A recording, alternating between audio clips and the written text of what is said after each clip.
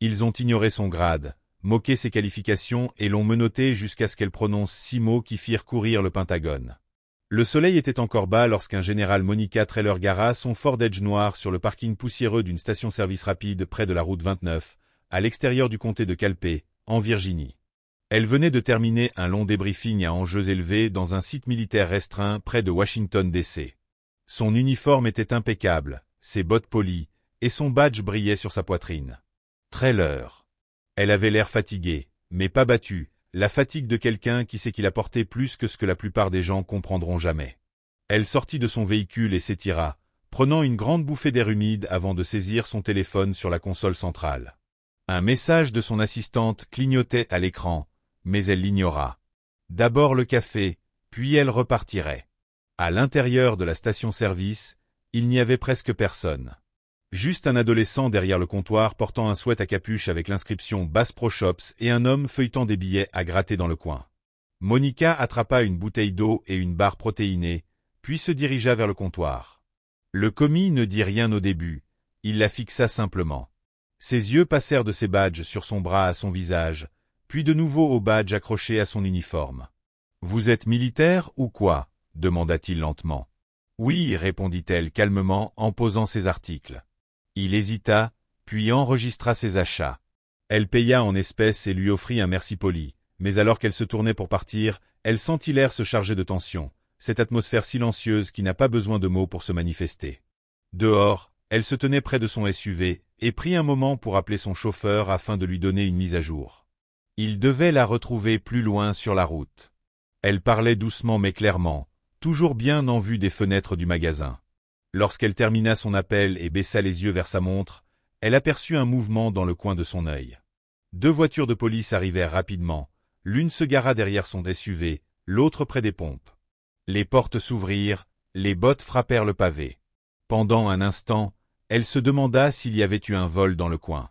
Mais la façon dont il la regardait, les mains déjà près des étuis, les mâchoires serrées, lui dit le contraire.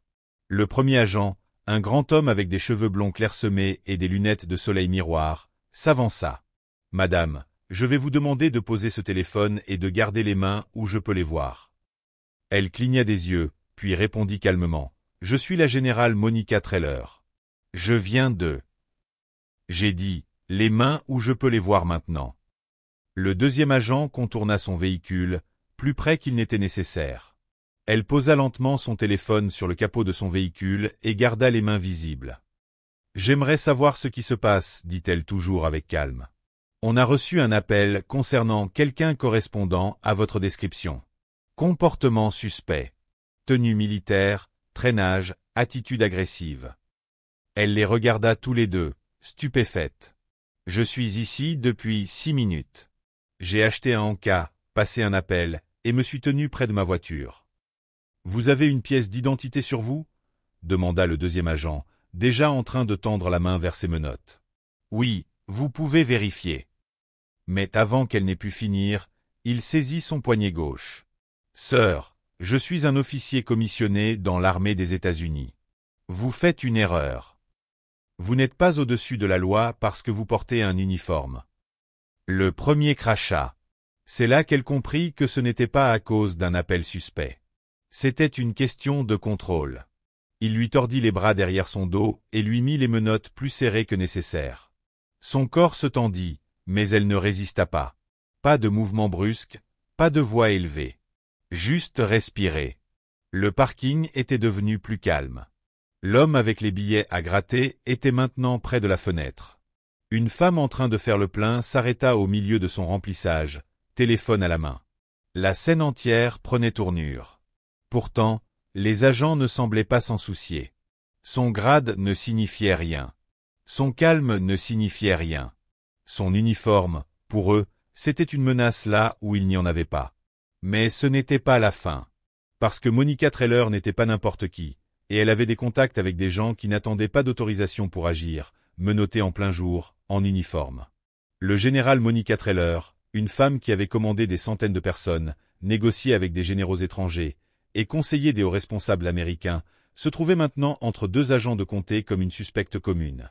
Pas de lecture de droit, pas d'explication à part le mot suspect. Le deuxième agent, plus petit, trapu et rouge de colère, tira sur son coude pour la guider vers le cruiser. Elle ne résista pas. Son expression ne vacilla pas, mais son cœur s'était transformé en une tempête silencieuse. « Où est votre carte d'identité maintenant » aboya le plus grand en fouillant dans son SUV sans autorisation. « Dans la poche latérale de mon sac, indiqua-t-elle clairement. « Vous avez toujours une excuse, marmonna-t-il. Il attrapa le sac comme s'il s'agissait de contrebande. Monica garda les yeux fixés devant elle. La sueur sur son dos n'était pas due à la chaleur. Elle était due à la retenue. Chaque instinct lui criait de parler, d'affirmer son autorité. Mais elle savait à quelle vitesse les choses pouvaient mal tourner. Dans de mauvaises mains, le grade devient une menace. Le silence était son bouclier. « Alors, vous allez me dire pourquoi vous portez tout ça ?» demanda le deuxième agent en l'attirant pour qu'elle le regarde. « Vous essayez d'effrayer les gens. C'est un vrai uniforme. »« J'ai servi ce pays pendant 26 ans, répondit-elle. Il ricana. « Ouais, et moi je suis la reine d'Angleterre. » Elle sentit les regards maintenant. Deux ouvriers du bâtiment étaient debout près de leur camion de l'autre côté du parking. Un adolescent à vélo s'était arrêté au bord de la propriété. Son téléphone pointait dans leur direction. La femme qui faisait le plein filmait toujours, la bouche légèrement ouverte, immobile. L'un des agents jeta un coup d'œil aux spectateurs et marmonna. « Retournez à vos occupations. Ce n'est pas vos affaires. » L'adolescent ne bougea pas. Monica inspira lentement par le nez. L'acier des menottes mordait son os du poignet. Elle en avait eu de bien pire. Des côtes meurtries lors d'un entraînement au combat. Un doigt fracturé pendant un confinement de base à Kandahar. Mais rien de pareil à ça, parce que ça ressemblait à du personnel. « Je dois parler à mon liaison du Pentagone, dit-elle clairement. Le petit agent éclata de rire. « Votre quoi ?»« Ma liaison du Pentagone. J'ai une autorisation directe. » Le plus grand roula des yeux. « Mademoiselle, on a entendu tous les trucs du livre. Vous pensez vraiment que quelqu'un va croire que vous êtes une grande dame quand vous êtes là, menottée? Je pense que vous devriez vérifier le numéro de badge sur ma carte d'identité, et je pense que vous devriez passer cet appel avant que ça ne devienne plus gros que vous ne pouvez le gérer. »« C'est une menace » hurla-t-il en s'approchant. « C'est une suggestion, répondit-elle. Le silence s'étira entre eux. Derrière, le bourdonnement des pompes à essence continuait. Le doux déplacement des gens trop effrayés ou trop stupéfaits pour intervenir. Mais les téléphones restaient levés. Les petits points rouges d'enregistrement clignotaient doucement dans la lumière. L'agent qui tenait son sac ouvrit enfin le casier à œil. « Connell. »« Non, Général Trailer, dit-elle, l'incompréhension apparaissant dans sa voix. Le deuxième agent saisit le sac de sa main et fronça les sourcils, regarda de nouveau son badge. Alors le badge à nouveau. « Cela ne change rien à ce que le commis a dit, grogna-t-il, en s'accrochant à ce qu'il pouvait contrôler. C'était le point de basculement. Monica le ressentit, ce bref moment où le doute commença à se poser dans leur confiance. Mais l'ego est une bête têtue, et pour certains, admettre une erreur est plus difficile que de faire face aux conséquences. Le plus grand agent sortit sa radio et murmura quelque chose d'inintelligible. Le plus jeune, toujours déstabilisé, regarda autour de lui. Plus de gens s'étaient rassemblés, toujours silencieux, toujours en train de regarder. Mais regarder suffisait, et Monica n'était pas terminée. Pas du tout. Le temps ne s'arrêta pas, mais il commença à s'étirer. Le brigadier général Monica Trailer resta immobile, les poignets liés, le poids du service d'une nation cousu sur sa poitrine, et aucun fil ne semblait importer. Ce qui importait, apparemment, c'était qu'un employé de station-service dans une petite ville tranquille de Virginie ait appelé les policiers. Il avait dit qu'une femme noire en tenue militaire suscitait des inquiétudes. C'était tout ce qu'il fallait. Elle scruta la foule grandissante. 6, peut-être 7 personnes maintenant. 2 hommes plus âgés près de la machine à glace. Une jeune femme en blouse médicale, en pause déjeuner. Le gamin à vélo qui filmait toujours. Les pouces stables. Aucun d'eux ne dit un mot à voix haute, mais leur silence en disait long. Puis, depuis le bord du parking, une voix perça l'air. « Cette dame, c'est un général, mec. » Tout le monde tourna la tête. C'était un garçon. Peut-être 17, Peut-être 18 ans. Casquette vissée à l'envers, le menton relevé comme s'il osait les défier. Il leva son téléphone comme un bouclier. Le policier le plus petit se tourna vers lui, la contrariété déjà en train de bouillir. « Tu ferais bien de t'en aller, gamin. »« Je ne suis pas ton fils, » rétorqua le garçon. « Et je peux filmer ça. C'est la loi. » Les yeux du policier grand et maigre se tournèrent vers Monica, puis revinrent sur le gamin. « Tu devrais retourner faire ce que tu faisais. » Je regardais une femme en uniforme se faire menotter pour avoir acheté de l'eau. Donc, je fais toujours ça. Le commentaire resta suspendu dans l'air comme un coup de poing que personne ne voulait assumer. Monica ne bougea pas, ne parla pas. Elle avait désormais le visage du gamin dans sa mémoire. Le monde était en train de changer. Les gens observaient. Les gens remarquaient. Et quelqu'un avait enfin parlé. Mais même ça n'empêcha pas l'attention de s'alourdir. « Tu penses que cette tenue te rend spécial ?» demanda soudainement le policier le plus petit, la voix plus basse, plus privée maintenant. « Tu penses que ce badge te protège partout ?» Elle ne répondit pas. Il n'en voulait pas. Il se pencha plus près, son souffle chaud et amer. « Laisse-moi te dire quelque chose. Ici, je me fiche de l'écusson que tu as sur ton épaule. Si tu agis comme si tu étais au-dessus de nous, tu apprendras très vite que tu ne le es pas. » Elle le regarda dans les yeux, sa voix basse mais certaine. « Ce n'est pas une question d'être au-dessus. C'est une question de connaître les règles.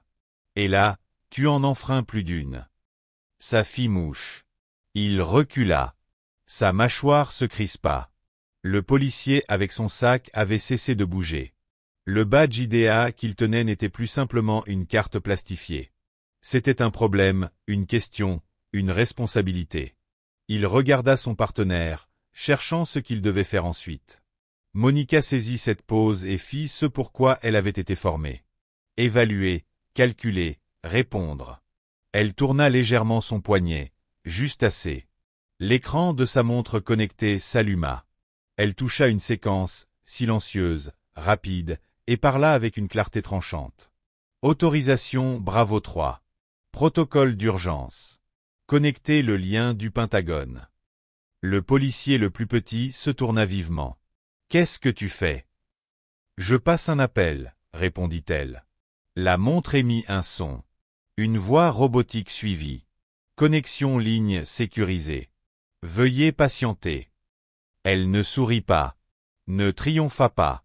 Elle attendit simplement comme s'il s'agissait d'un autre briefing. Juste une autre heure sur le terrain. Quelques secondes plus tard, une voix se fit entendre dans le haut-parleur. Claire, contrôlée. Général Trailer, ici le lieutenant-colonel Bigham. Vous êtes en sécurité pour parler ? Les policiers se figèrent. Sa voix resta calme. Non. J'ai été détenu illégalement. Unité de la campagne de Virginie. Assistance immédiate requise. Compris. Restez sur place. Équipe d'intervention en route. La ligne se coupa. Pas de menaces, pas de voix élevées, juste des faits livrés comme de l'artillerie. Les policiers ne bougèrent pas au début, se contentant de cligner des yeux. Le silence était désormais plus lourd. Le policier plus grand finit par parler, mais ce n'était pas un ordre. C'était un murmure. « Qu'est-ce que tu viens de faire ?»« J'ai fait ce que tu as refusé de faire, » répondit-elle. « J'ai appelé quelqu'un qui sait vraiment qui je suis. » Mais savoir ne suffisait pas, car dans quelques minutes, tout le monde allait le savoir aussi. Le parking avait un air différent maintenant. Pas plus calme, juste plus tendu, comme si tout le monde retenait son souffle.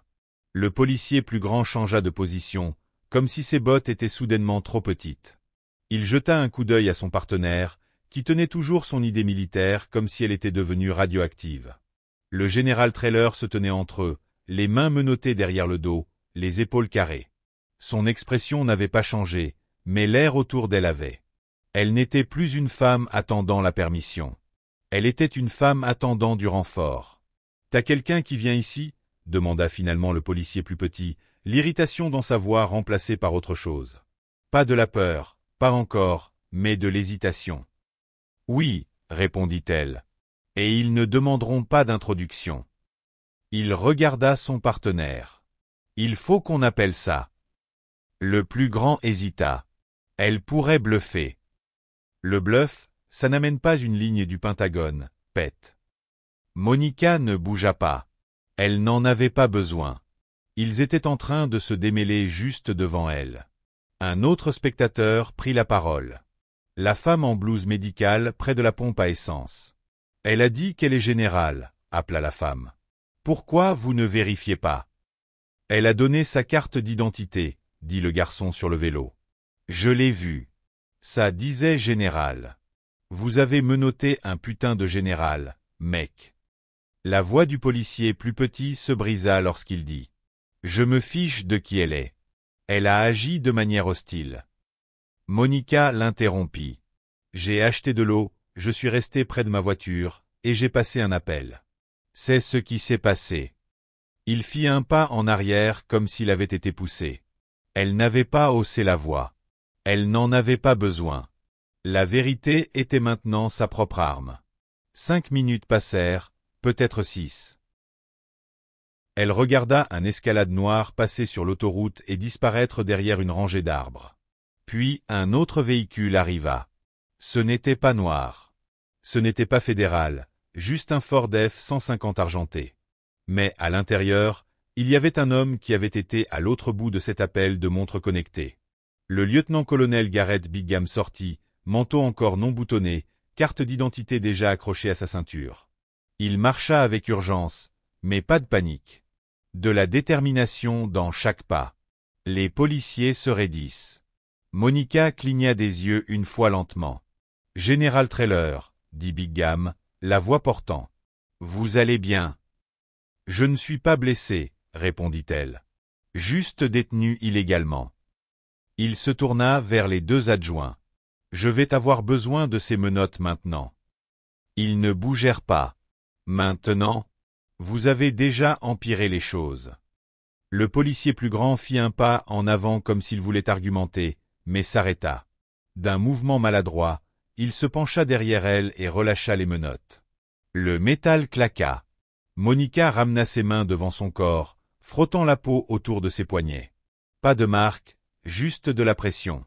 Mais la douleur ne laisse pas toujours des bleus. « Vous avez une carte d'identité » demanda le policier plus grand à Bigham, essayant de sauver un peu d'autorité. Bigham se tourna lentement vers lui, comme s'il n'était pas habitué à être interrogé par des adjoints locaux. « Vous pensez que le Pentagone envoie quelqu'un sans ça ?» Il tendit un étui en cuir élégant. À l'intérieur, il y avait une autorisation fédérale, du genre qui ne vient pas avec des explications. « Je veux que toutes les images des caméras corporelles soient préservées, » ajouta Bigham. « Et je vous suggère de ne pas y toucher. » Le policier plus petit finit par le dire. Le seul mot que l'un d'eux ne voulait pas admettre à voix haute. « On a fait une erreur. »« Non, » corrigea Monica. « Vous avez pris une décision. Ne l'édulcorez pas. » Bigham regarda Monica, puis la foule croissante. Une demi-douzaine de téléphones étaient encore sortis. Peut-être davantage. « Messieurs, vous feriez bien de parler à vos supérieurs, » dit-il, car cela dépasse déjà votre niveau de rémunération, mais les conséquences ne faisaient que commencer, et le poids de ce qu'ils avaient fait allait bientôt s'abattre avec force et rapidité. Ce n'étaient pas des sirènes ni des lumières clignotantes. C'était quelque chose de plus froid, plus silencieux, plus délibéré. 20 minutes après l'arrivée de Bigham, 3 SUV noirs arrivèrent dans le parking de la station-service comme s'ils s'étaient entraînés pendant des semaines. Pas de pneus crissants, pas de cris, juste des portes qui s'ouvraient en séquence et un groupe d'hommes et de femmes en costume qui en sortaient, comme des pièces d'échecs glissant en place. Les gens bougeaient vite. Les témoins qui étaient figés il y a quelques minutes maintenant reculaient, baissant légèrement leur téléphone, mais sans appuyer sur le bouton d'arrêt. On pouvait le sentir. Quelque chose allait changer, et tout le monde le savait. Un des agents s'approcha de Bigham. Il se pencha, lui murmura quelque chose, puis se tourna vers Monica. « Maman, on va vous faire un débriefing hors site. Vous pouvez monter avec moi. » Monica acquiesça d'un signe. « Je préfère attendre.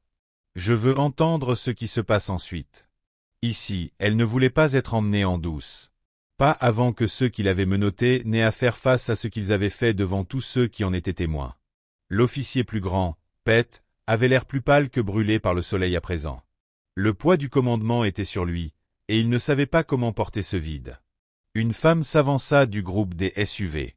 Son badge indiquait « Bureau des affaires juridiques militaires ».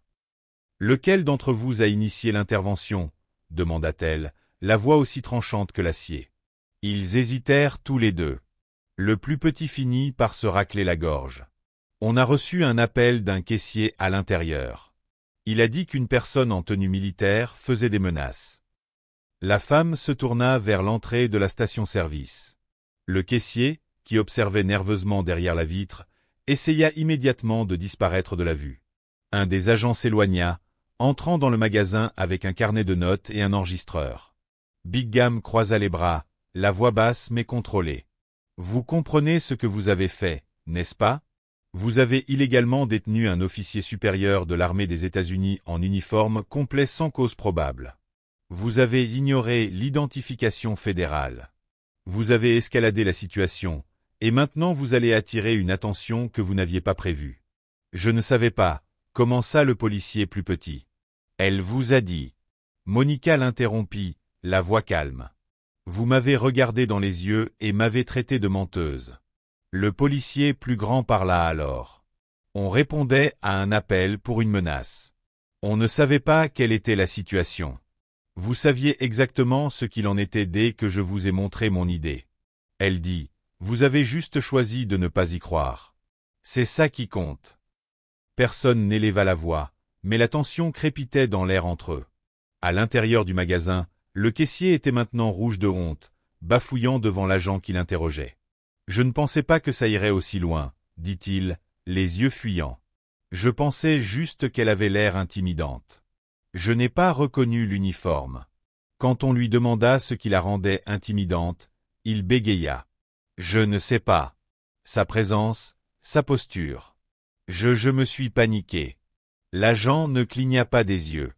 Vous avez dit qu'elle était agressive. Qu'a-t-elle fait, exactement? Elle m'a regardé droit dans les yeux, murmura le caissier. Dehors, Monica s'avança, repliant enfin ses manches, ajustant les plis de son uniforme comme si elle se boutonnait à nouveau dans sa peau légitime. Cela fait plus longtemps que certains d'entre vous ont un travail que je porte cet uniforme, dit-elle. Et jamais je n'aurais pensé que ce serait la raison pour laquelle je serais traité comme une menace dans mon propre pays.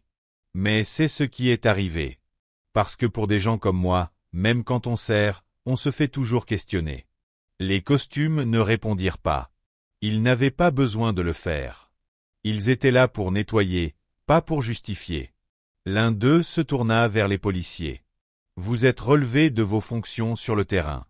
Avec effet immédiat. Vos supérieurs vous contacteront pour une enquête interne. Vos caméras de corps ont été retirées. La bouche de Pete s'ouvrit, puis se ferma.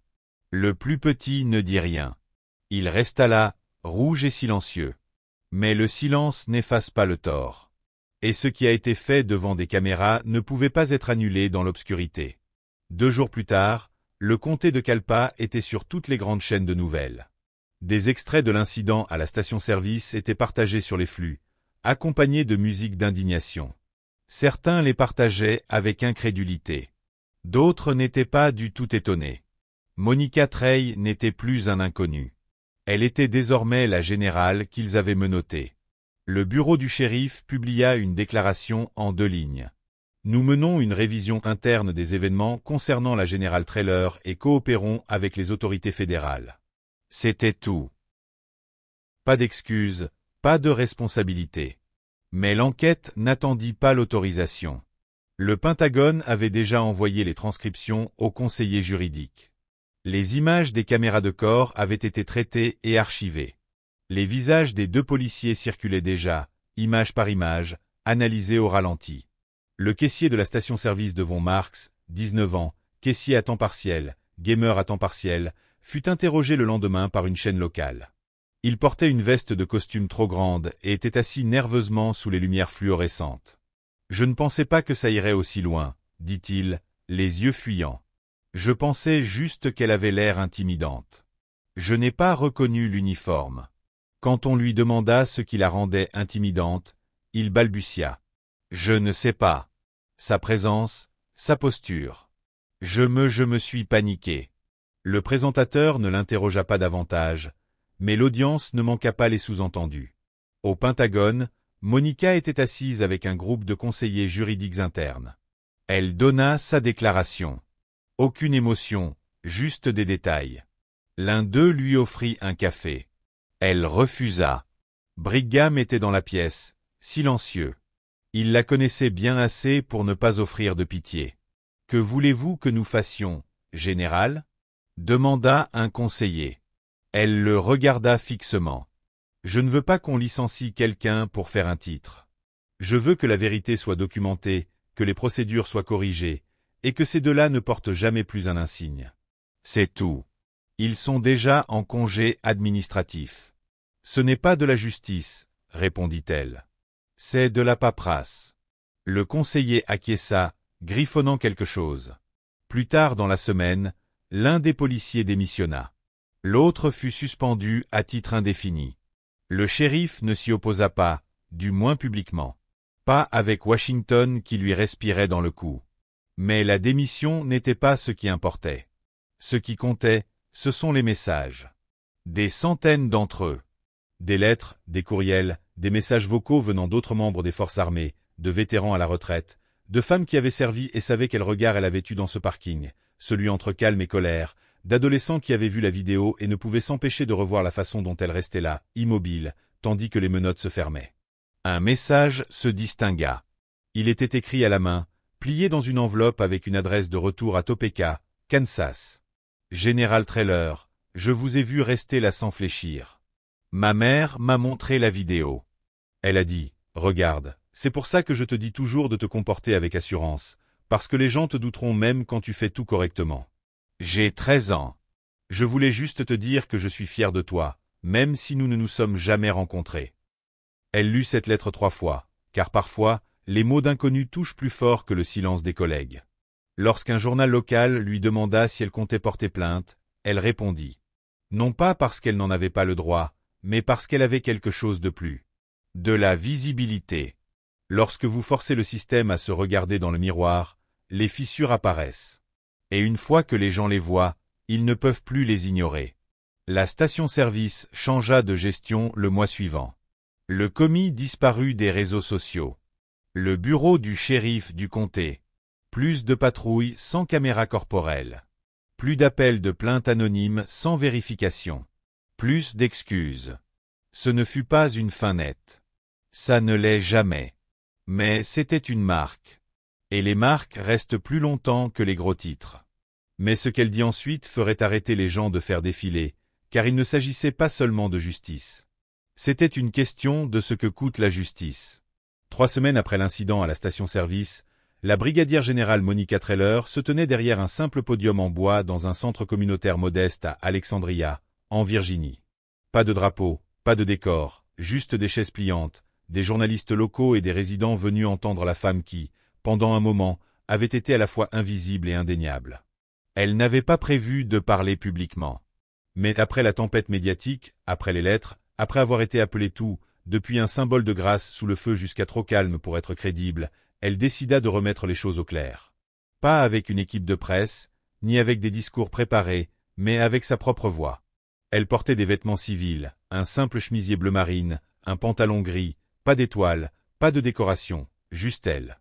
La salle était silencieuse lorsqu'elle ajusta le micro. « Je ne suis pas venu ici pour revivre ce qui s'est passé. Vous avez vu les images. Vous avez lu les gros titres. Vous n'avez pas besoin que je le répète. » Elle s'arrêta, balayant la salle du regard. Certaines personnes se penchèrent en avant. D'autres restèrent les bras croisés. Quelques-uns tenaient des téléphones déjà allumés. « Je suis venu ici parce qu'il y a quelque chose qui me dérange plus que ce qui s'est passé dans ce parking. C'est ce que les gens ont dit après. » Elle prit une inspiration. Certains ont dit « Pourquoi n'a-t-elle pas crié ?» D'autres ont dit « Pourquoi n'a-t-elle pas riposté ?» Ou celle qui me revient sans cesse. « Si ça avait été moi, je n'aurais pas pu rester aussi calme. » Elle posa ses mains sur le podium. « Vous pensez que le calme est un choix ? Vous pensez qu'être menotté en uniforme avec une douzaine de personnes qui regardent et 2 policiers qui ne vous écoutent pas, c'est une situation où j'avais des options. Elle ne haussait pas la voix, mais ses mots frappaient comme un poids déposé sur une table. Le calme, c'est ce qui m'a gardé en vie. Le calme, c'est ce qui m'a permis de me tenir ici aujourd'hui. Je n'étais pas calme parce que je me sentais en sécurité. J'étais calme parce que je ne l'étais pas. Au premier rang, une femme en veste beige hocha lentement la tête. Monica continua. Il y a cette idée qui circule, selon laquelle le service vous accorde une immunité. Que si vous portez l'uniforme assez longtemps, si vous avez gagné vos étoiles, vous serez traité avec respect. Mais ça ne marche pas pour tout le monde. Ça n'a pas marché pour moi. Un homme au fond leva la main. Elle le désigna. Général Trailer, pensez-vous que ce qui vous est arrivé était une question de race? Elle n'hésita pas. Je pense que c'était une question de présupposition. Et la présupposition vient par couche. La peau, le sexe, le ton, la posture, tout ça. Ces policiers ne m'ont pas arrêté parce qu'ils étaient curieux. Ils m'ont arrêté parce qu'ils ne s'attendaient pas à ce que quelqu'un comme moi appartienne à cet uniforme. Un silence suivit. Aucun bruit de stylo, aucun mouvement des pieds, juste de l'écoute. Vous voulez savoir quelle a été la partie la plus dure? Dit-elle, les yeux fixés. Ce n'était pas les menottes. Ce n'était pas les caméras. C'était de me tenir là en sachant que si j'avais élevé une octave de plus, si j'avais bougé trop vite, si j'avais fait un geste maladroit, je ne serais pas là. Elle laissa cela s'installer. Vous voulez du changement? Commencez par poser des questions différentes. Ne demandez pas pourquoi elle est restée calme. Demandez pourquoi le calme a dû être son bouclier. Pas pourquoi elle n'a pas crié. Demandez pourquoi personne n'est intervenu. Elle s'éloigna légèrement du podium. J'ai servi ce pays sur 2 continents. J'ai briefé des présidents. J'ai perdu des soldats sous mon commandement. Mais rien de tout cela n'a compté dans un parking, à 20 minutes de chez moi, parce que mon CV n'était pas ce qu'ils ont vu. Elle regarda directement dans l'objectif du téléphone le plus proche. Alors, si vous regardez ça, si vous pensez comprendre la justice, l'équité, le respect, demandez-vous si l'une de ces choses vous aurait protégé ce jour-là. Et si la réponse est non, alors peut-être que nous devons arrêter de prétendre que le système protège tout le monde de la même façon. Elle se recula complètement maintenant. Pas d'applaudissements, juste du silence. Mais ce n'était pas vide. C'était lourd, réel, le genre de silence qui suit la vérité. Dehors, des enfants roulaient à vélo le long du trottoir. Une alarme de voiture retentit au loin. Le monde continuait de tourner. Mais ceux qui l'ont entendu ce jour-là, en personne ou à travers l'objectif d'un téléphone, n'ont pas quitté la pièce sans être touchés, car son histoire n'était pas un gros titre. C'était un avertissement et une leçon. Si cela vous a fait hésiter ne serait-ce qu'une seconde, ne laissez pas ça être la fin. Partagez-le. Parlez-en. Enseignez-le à quelqu'un de plus jeune que vous, à quelqu'un de plus âgé, à quelqu'un qui pense que cela ne pourrait jamais arriver. Parce que la seule chose plus dangereuse que l'injustice, c'est le silence.